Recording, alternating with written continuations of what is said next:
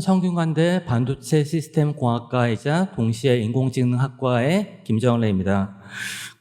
성균관대 인공지능학과가 단순히 AI 모델만 하시는 분들만 있는 게 아니고 사실 다양한 분야, 뭐 하드웨어, 소프트웨어, 아키텍처, 로봇 다양한 분야의 교수님들이 계시고 사실 이번 기회에 같은 학교에서 어떤 일들이 있는지를 좀 알아두시는 게 좋을 것 같고요. 저희 연구실의 이름은 스케일러블 아키텍처 랩이라고 해서 컴퓨터 구조에 관련된 연구들을 많이 진행을 하고 그중에서 특히 메모리 서버 시스템과 신뢰성 그리고 뭐 GPU 관련된 연구들을 많이 수행을 하고 있습니다. 그래서 오늘 제가 발표할 내용은 이름이 좀 거창한데요. 네이티브 디램 캐시 뭐 여기까지는 괜찮은데 Re-architecting DRAM as a large scale cache for data centers라는 이러한 제목이었고 이번 7월 달에 이스카에서 발표된 논문입니다. 그래서 논문의 발표는 사실 이 PPT는 학생의 슬라이드를 가져왔는데 일반적인 구조인 Introduction, Overview, Native DRAM Cache, Evaluation, Conclusion 이런 순서로 진행이 됩니다. 여러분들이 논문을 쓰실 때 제일 중요한 것 중에 하나가 과연 여러분들이 어떤 문제를 풀고 있고 그 문제가 얼마나 중요한지를 사실 그 논문을 평가하는 리뷰어나 저자들한테 잘 설명을 해야 되는데 제가 이 네이티브 디램 캐시라고 하려고 하는 네이티브 디램 캐시라는 이런 솔루션을 제가 풀려고 하는 거는 데이터 센터에서의 캐시 문제입니다. 여러분들이 사용하고 있는 뭐 PC CPU 같은 경우에는 아마 뭐 하이엔드 CPU는 코어들이 한 8개 정도 들어가 있습니다. 하지만 데이터 센터에서는 이렇게 뭐 타워처럼 되어 있는 서버 렉이 있고 그 안에 여러 가지 그 서버들이 일종의 내부 박스처럼 들어가 있는데요. 그 박스 안에 보통 2개의 CPU가 들어가 있고 근데 최신 데이터 센터 CPU에서는 보통 들어가 있는 코어의 개수가 현재 AMD 기준에서 했을 때 한 100개 정도의 CPU 코어들이 들어가고 그리고 인텔 시에라 포레스트 올해 말에 나올 것으로 예상되는 CPU 같은 경우에는 그 안에 CPU 코어가 288개가 들어갑니다.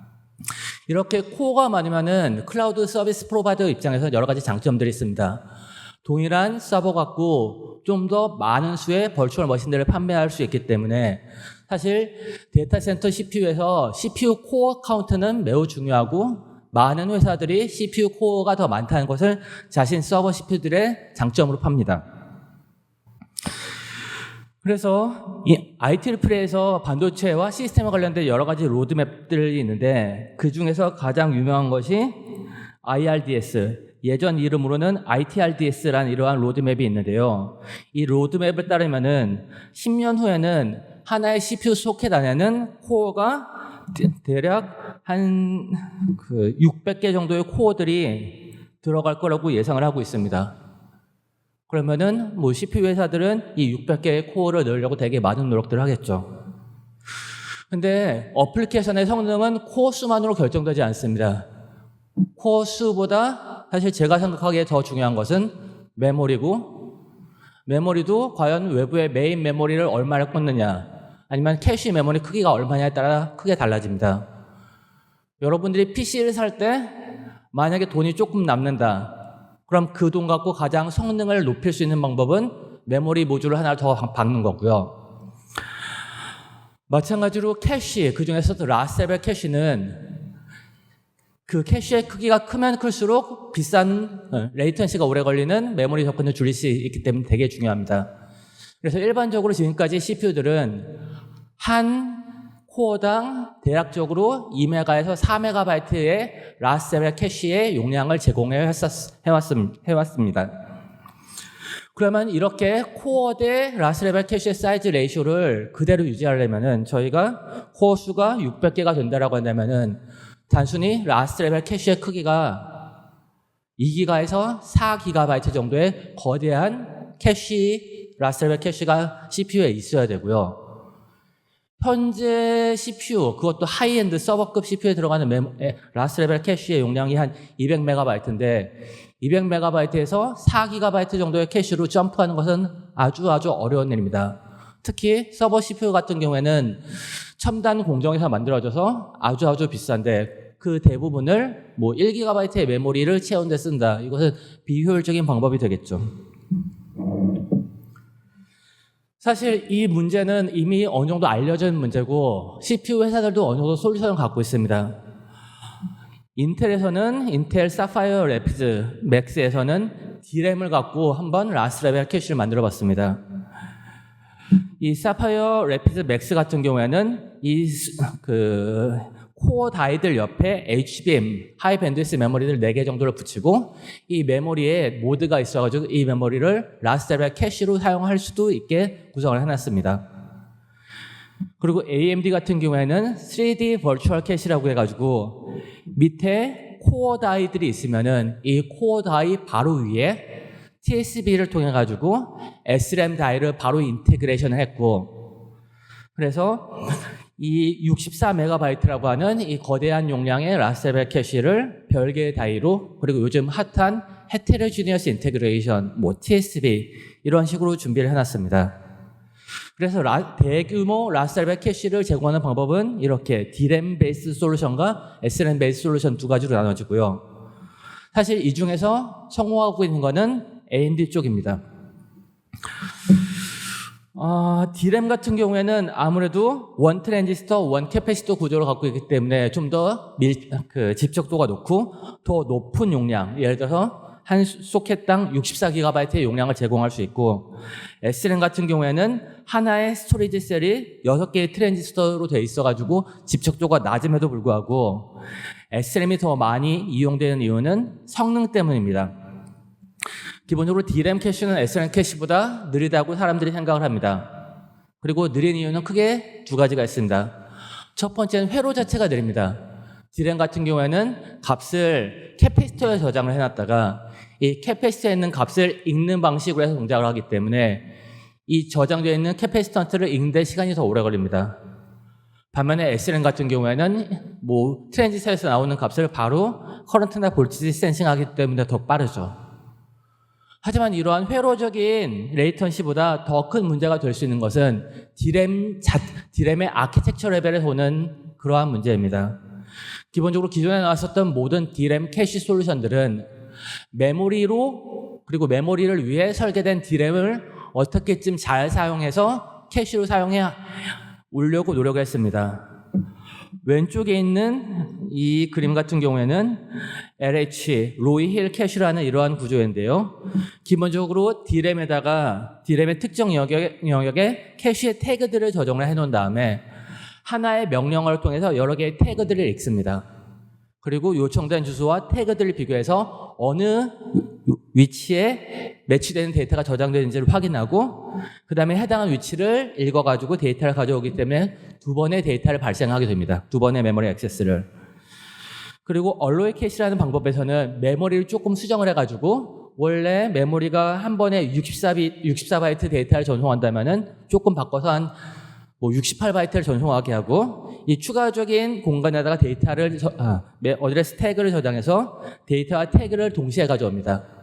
이렇게 하면은 한 번의 접근으로 데이터와 태그를 접근할 수 있기 때문에 리드 레이턴시는 빨라지지만은 라이트 같은 경우에 먼저 태그를 읽어와서 매치된지 확인하고 그 다음에 라이트를 하기 때문에 여전히 두 개의 액세스를 필요로 하는 것은 동일합니다. 그래서 회로적인 수준에서 레이턴시는 5나노, 10나노 이런 정도의 레이턴시 증가를 가져오지만은 이렇게 액세스가 2번, 3번, 여러 번 발생하는 것은 단순히 수 나노 세컨드 단위가 아니고 수십 나노 세컨드의 레이턴시를 가져오기 때문에 제가 생각하기에 D램 캐시가 느린 가장 큰 이유는 단순히 D램 회로 자체가 느린 게 아니고 D램의 아키텍처가 캐시만을 위한 스페셜한 아키텍처가 없었기 때문에 D램 캐시가 느리다고 생각을 합니다. 그래서 약은 어느 정도 팔았으니까 이제 제가 풀려고 하는 문제가 뭔지 말씀드렸으니까는, 자, 제가 제공하는 아키텍처는 뭐냐? 캐싱인 메모리입니다.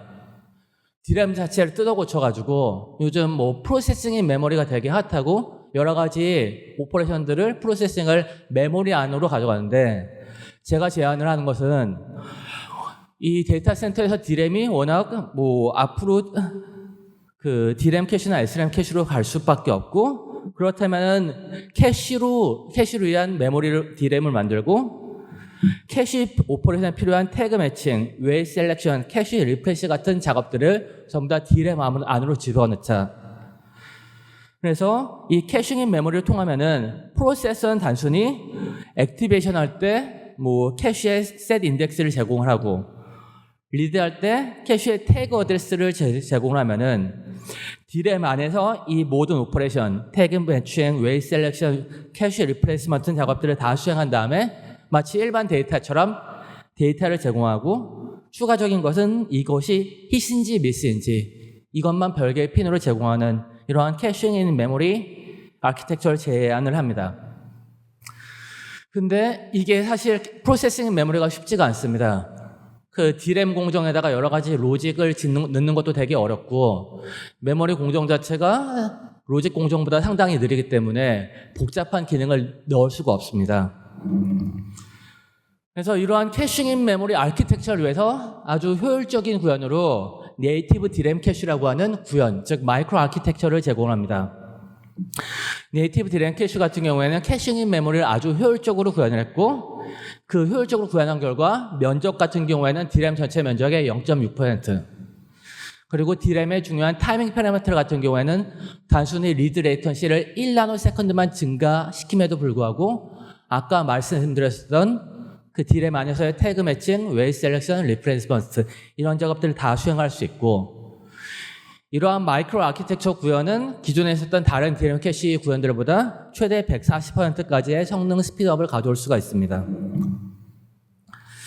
그러면은 이제 네이티브 디램 캐시라는 내부 마이크로 아키텍처가 어떻게 되는지 말씀을 드리겠습니다. 자, 기본적으로 네이티브 디램 캐시는 디램에 있는 셀 구조에 어느 정도 변화를 필요로 하고 있습니다. 기본적으로 디램은 매트릭스라는 매트릭스에다가 실제 셀들을 저장을 하고 있는데 저희 같은 경우에는 메타데이터 맷이라고 하는 스페셜 서킷 디자인이 필요하게 됩니다. 그래서 일반적으로 캐시 데이터들은 일반 맷에다가 쭉 저장이 되고 태그들은 이것과 옆에 있는 메타데이터 맷에 저장이 됩니다. 그리고 이 하나의 디램 로가 하나의 캐시 셋에 해당이 되게 됩니다. 그럼 메타데이터 맷은 뭐가 다르냐? 일반적으로 데이터 맷의 구조는 다음과 같습니다. 하나의 셀이 있죠. 원 트랜지스터, 원 캐패시터, 그리고 빈라인, 워드라인, 그리고 여기에 센스 앰플리파이어라는 구조로 되어 있습니다. 그럼 메타데이터 맷 같은 경우는 사실 여기에 거의 다 동일한데 이 빈라인 센스 앰플리파이어라는 회로 밑에 매치 회로라는 이런 회로가 있고 이 회로는 뭐 크게 봤을 때 3개의 트랜지스터로 구현이 되어 있습니다. 그래서 이 3개의 트랜지스터는 사실 이 아이디어는 메모리 쪽 하시는 분들은 알 텐데 컨텐츠 어드레서블 메모리 캠이라는 이런 회로에서 아이디어를 따왔습니다. 컨텐츠 어드레서블 메모리는 네트워크나 뭐 이런 데서 많이 사용되는 일종의 특별한 메모리 타입으로 주소가 주어지면은 데이터가 나오는 게 아니고 키 값이 들어오면은 그 키 값을 바탕으로 해서 어소시에이티브 서치를 해서 데이터가 나오는 그러한 회로입니다. 그리고 이러한 서치를 위해서 원래 특히 SRAM을 갖고 캠을 구현할 경우에는 각 셀당 3개의 트랜지스터가 있어가지고 들어온 값과 셀에 저장되어 있는 값을 비교하는 이러한 회로가 있습니다. 근데 이렇게 3개의 트랜지스터 되어 있는 매칭 회로를 SRAM 같은 경우에는 모든 셀마다 다 붙였지만은 이것은 D램 같은 경우에 어마어마한 오버헤드를 가져오게 됩니다. SRAM 같은 경우에는 개별 회로들이 6개의 트랜지스터로 되어 있어서 3개의 트랜지스터 더 붙이면은 뭐 한 50% 정도의 오버헤드가 되겠지만은 D램 같은 경우에 각각의 셀이 1T 그리고 1C로 구성되어 있는데 거기에 3개의 회로를 붙이면은 오버헤드가 300% 이상으로 넘어갈 수가 있습니다.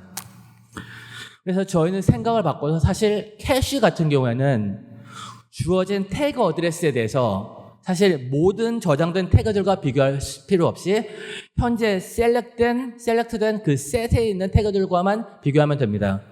그래서 먼저 액티베이션을 통해 가지고 특정한 셋에 있는 태그들을 다 빈라인 센서들로 옮깁니다.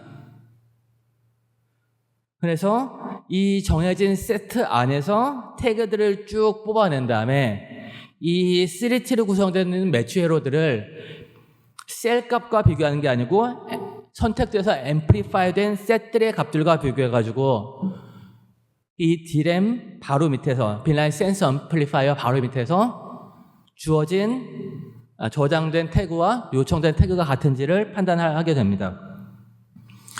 그래서 뭐 간단히 예를 들어보면은 뭐 실제 메타데이터 맷에서는 뭐 여러 개의 셀들이 있는데 이 셀들에 저장되는 것들이 웨이제로의 여러 가지 메타데이터, 밸리드한지, 덜티인지, 태그인지 이런 정보들이 있고 동시에 같은 메타데이터 맷에 두 번째 웨이에 밸리드, 더티, 웨이들이 저장이 되어 있습니다. 그리고 일반 데이터 맷들에는 웨이 제로의 데이터와 웨이 원들의 데이터들이 분산돼서 저장이 되어 있죠. 그럼 나중에 여러분들이 태그를 요청을 하게 되면은 이것들 같은 경우에는 메타데이터 맷에서 이미 액티베이션 되어 있는 메타데이터들과 비교해가지고 그 셀 바로 밑에서 이것이 매치되는지를 판단할 수가 있습니다. 그런 다음 이 힛 데이터 정보를 바탕으로 해서 어떤 데이터, 웨이 제로의 데이터를 선택할 건지 웨이 원의 데이터를 선택할 건지 이런 작업들을 선택을 해야 되는데 이러한 작업들도 기본적으로 셀 바로 옆에서 진행이 되게 됩니다.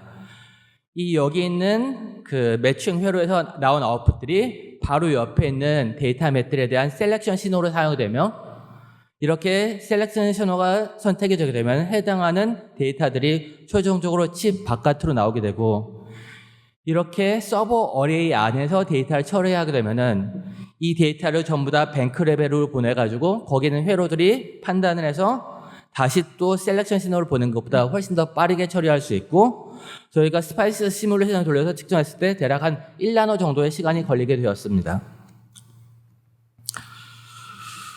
그리고 그래서 캐시 오퍼레이션에 대해서 좀 리마인드를 해드리자면은 기본적으로 액티베이션 할 때 선택하고자 하는 캐시에 셋이 들어가게 되고요. 그러면 액티베이션 커맨드를 통해서 해당하는 셋의 데이터들이 로우 버퍼로 액티베이트 되게 됩니다. 그럼 두 번째로는 리드 커맨드를 하면서 해당하는 태그 데이터를 제공을 하면은 이 태그 어드레스는 매치회로를 통해 가지고 빈라인 센서 앰플리파이어에 걸려있는 값들과 비교해서 데이터들 중에서 하나를 선택을 하게 되고요. 그런 다음에 정해져 있는 픽스드 레이턴시 이후에 이 데이터들이 실제 메모리 컨트롤러에 전달이 되게 되고 이와 비슷하게 이것이 힛인지 미스인지 정보들이 이 매치 회로의 결과들을 바탕으로 해서 결정이 되게 돼서 이 결과 뭐 D램의 리드 레이턴시는 일반적으로 단순한 메모리 사용됐을 때보다 레이턴시가 한 1나노 정도 증가되고 그것 외에 뭐 스루풋 같은 경우에는 기존 메모리 세로의 D램과 동일한 스루풋을 갖게 됩니다.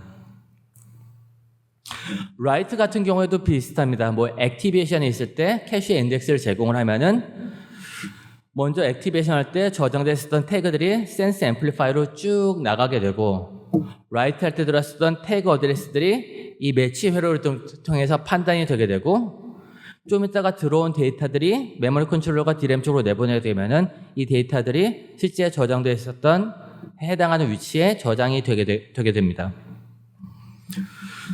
그래서 기본적으로 라이트 힛 같은 경우에는 아주 깔끔하게 처리가 되는데 그 실제 해당하는 데이터가 메모리에 없는 라이트 미스 같은 경우에 좀 복잡하게 됩니다. 그래서 이 경우에 여러 가지 약간 좀 복잡해지는 부분들이 있는데요. 만약에 내가 라이트를 하려고 했는데 해당하는 주소가 캐시에 매핑되어 있지 않고 그리고 다른 위치를 쫓아내고 그게 대신 들어가려고 해도 그 위치가 이미 더티한 데이터가 있어서 이것을 먼저 메인 메모리에 라이트 백을 해야지 그 해당하는 위치에 뉴 데이터를 쓸 수 있는 경우 이런 경우에는 좀 더 복잡한 메모리와 메모리 컨트롤러 사이에서의 인터페이스가 필요합니다. 그래서 이런 것들을 아주 효율적으로 처리하기 위해서 저희가 그 재미있는 아이디어들을 논문에 집어넣었고요. 관심 있으면은 논문을 찾아서 한번 보시기 바랍니다. 그리고 세 번째 네이티브 D램 캐시에서의 장점은 어드레스 매핑에 있습니다. 기본적으로 D램 캐시에 있어서 한 가지 딜레마가 있습니다. 연속된 어드레스를 동일한 셋에 매핑을 시킬 건지 서로 다른 셋에 매핑을 시킬 것인지, 예를 들어서 어드레스 0, 어드레스 64, 어드레스 128, 어드레스 191을 동일한 셋 또는 동일한 로 버퍼에 매핑시킬 수도 있습니다. 그러면 이 경우 연속된 주소가 같은 로에 매핑이 되어 있으니까는 D램으로 봤을 때는 한 번의 액티베이션으로 연속된 데이터를 처리할 수 있는 로 버퍼 hit이 발생합니다. 하지만은 뭐 라인 5, 라인 6, 라인 7 같은 셋에 매핑되어 있는 그 데이터들이 계속해서 접근이 되게 되면은 기본적으로 이 중에서 하나를 쫓아내고 라인 5가 들어가고 하나를 쫓아내고 라인 6이 들어가는 이러한 컨플릭트 미스들이 발생하게 됩니다. 반면에 연속된 데이터들을 서로 다른 캐시 셋들에다 매핑을 시키면은 연속된 데이터가 들어와도 기존에 있었던 셋들에서 기존에 있었던 데이터를 쫓아내는 컨플릭트 미스는 줄어들지만은 반면에 D램 측면에서 로 버퍼 로컬리티는 많이 떨어지게 됩니다.